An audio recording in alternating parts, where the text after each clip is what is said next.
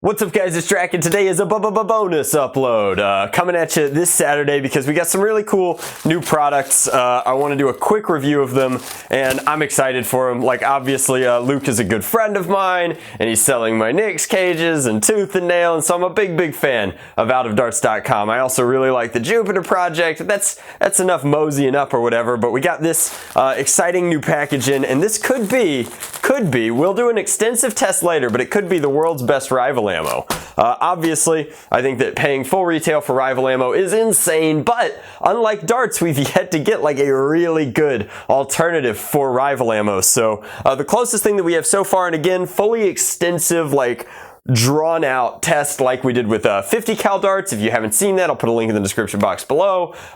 For rival ammo coming very soon. I'm a big fan of the ballistic ops ammo off the shelf, but this won't be in stores necessarily. This is going to be from our primary hobbyist outlet. I think other people will carry these as well. I'm pretty sure that Luke's going to distribute them in addition to sell them himself. But this sweet pillow is all full of ball goodness. Alright, so step one, we're going to take our power ball and we're going to empty those out. So limited capacity in the power ball, but now that it is completely spent, we can go ahead, slash into this good stuff. So we actually, I was about to be like, Fwah! Ninja style, but then I realized there's another special product in here, so we're going to be very careful opening this up. So Luke is calling these Proton rounds. Oh snap! I got one of each color, and they have cute names. So first off, we've got this bag of balls. Oh man, the logo looks so good. Designed by, I assume, my little sister Addie. Luke might have done it himself, but she's been doing a lot of design work in the hobby. So these are resealable Ziplock bags. You're not paying extra for the little carry pouch with the carabiner like you get in headshot ammo, but they come in packs of 100, I think, and they've got some ventilation here. Do they smell? Oh yeah, they smell like sweet Chinese manufacturing, but coming in a variety of different colors. We've got these ones. What color are these? Orange. All right, these are the these are the vibrant Captain Orange rounds. The naming schemes are going to make sense pretty soon here. Then we got a case of the blue balls right here, or a bag of them rather, but these are what are going to be known as beret blue, interestingly there. So that's pretty cool, and we'll talk about them in a second. And then we have one more in here, and these are called ghost white rounds. And these are ghostly because if I hold them up to the light here, we'll get some of that in a second, but they're going to be pretty cool. They've got a nifty little party trick inside. And then, of course, we also have an Out of Dart sticker on a graphene box, as Luke has started getting custom graphenes made specifically with our hobby in mind. So we're going to take these outside. We're going to do a full firing demo, but let's go ahead and grab one of each. We'll put the Captain and the beret together. I know that they love being together so very much. So we've got them together. So let's just fire them inside, see what we're working with. One here, whoa, and one there. So delivering the hits, we'll test FPS in that full comprehensive video, but for right now, they seem solid. And I want to talk about the coating on them just really quick. So the coating seems to be like a waxy kind of coating, and I'm actually going to grab just a couple of different ones real quick here. So here's some Dart Zone ones. So again, you're just going to have to take my word for it. We'll do the comprehensive test later. If you don't take my word for it, why are you watching the channel? But we've got these Dart Zone Hex rounds, which are squishy. Then we've got the Nerf ones, which are genuine and dimpled. Then we've got some headshot here in a variety of different colors. So two different headshot ones. The headshot glow one is very squishy. And the big thing is that they're all inconsistent in their batches. So I'm hoping that these are more consistent. I understand that it's difficult with omnidirectional ammo to get it completely consistent, but out of all the genuine and knockoff ones that we have so far, these look like they have, and I can definitely tell you, maybe it's because they're new and they just came out of the package, but they have the shiniest, waxiest coating on all of them. They've got a pretty good seam here. It's definitely visible, but It's not bad. I think that the best one in terms of seam would have to be the Dart Zone ones. Like, that's an almost invisible seam on them. But overall, very, very happy with these. I think that they're going to chamber very nicely and fly very well because of that coating. We're going to have to take them outside to see. But before we do that,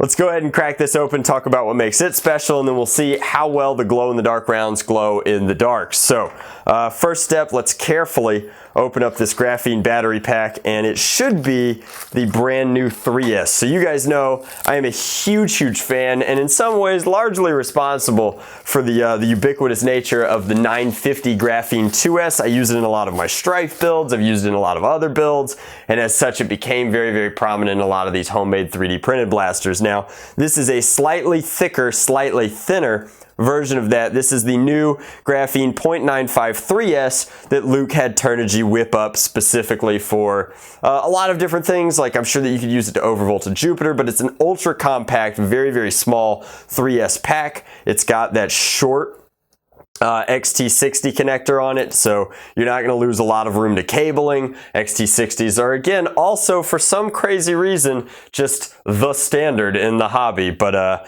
anyway, this is going to be a great pack. It's an amazing option to have, and I highly, highly anticipate that a lot of these new 3D printed blasters, like the Jupiter, like the Talon magazine, the Falcon, and the Falcon, there's the Owl, the Desert Pigeon, like a lot of these blasters that need 3S power, either to overvolt motors or just to deliver the hits, are going to be using something in a compact form factor for pistols. This is going to be solid, so I'm thrilled that he sent one over for me to test, but I'm going to start these glowing, and we're going to see how well that shows up on camera, and I'll give you like my formal thoughts, and then we'll take them outside and just blow them down range. Alright, so this is what the studio looks like with ambient light coming through the curtain. I can't make it any darker in here. What I can do is kind of hide these from myself.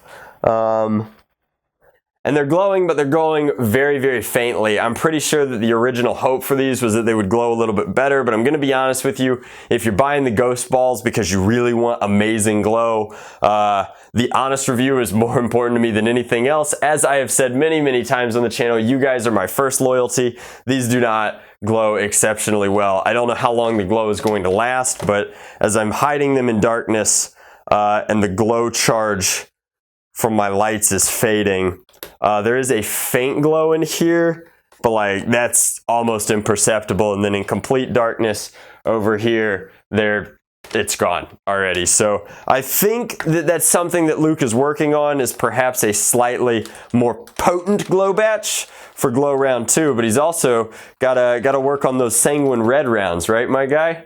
Anyway, let's take them outside, let's put them through their paces. All right, so first off, we've got a semi-auto accelerator here. It looks like it has 2 rounds left in it. Pop those off into the abyss, but now it's empty. It does have a 3S LiPo in it powering these motors. Since you have infinite space, we don't really have to worry about using the micro one, so this is a different graphene. It's much more bigger. And then we have our Springer out here, which is already loaded up with some of the Proton rounds, but I think given that we're going to be firing them away, we want to save these sort of glow rounds for later testing, but we'll go ahead and load the Captain Orange into, well, there's already glow rounds in the Powerball, so we'll load the Captain Orange into the accelerator. Should fit nicely. Juggling the lav mic is a struggle, guys. And I like that these bags are resealable, but I also like that they're like super disposable. The logos on them look pretty good as well, so into that too. Throw a few more in here. Let's see what kind of like hook and curve we get off of these, as well as what kind of ranges and power, both out of springers and flywheels. I think that they'll turn out pretty sweet. So we'll go ahead and close that flap, start with the Powerball, fire this way first. So getting a pretty healthy amount of hop up, but it's predictable, which means that we should be able to shoot kind of at an angle. We're going to aim for that pot here. And that's like a little curve shot low and in, which is cool. It's one of my favorite things about Rival is the Ricochet ability. So like if we go this way now, again, since you've got that that monstrous hop-up tab here. You can see shooting straight, it would curve up and slow down, but shooting sideways, we'll be able to predict the path curving around and out. So it's super funky, super cool.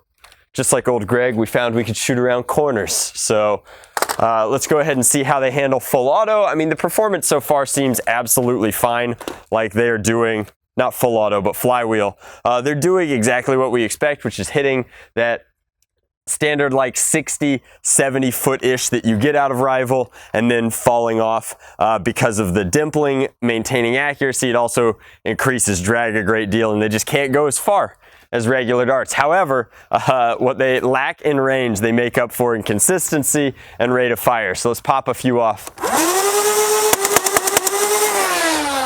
So it appears my hop-up tab is curving a little bit because those all went into the woods. Can tilt this way, straight up. I'll tilt this way. And I always forget, unlike mag-fed blasters, if you go full upsy downsies, these don't continue to work. But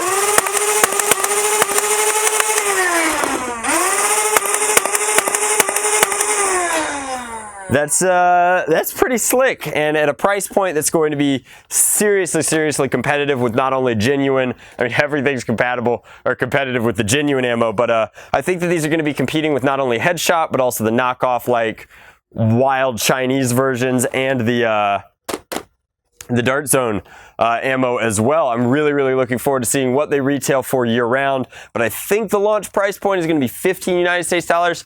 Don't take my word for it. I think that it's solid ammo. I like the colors that have been launched so far. I think the glow could be a little bit better.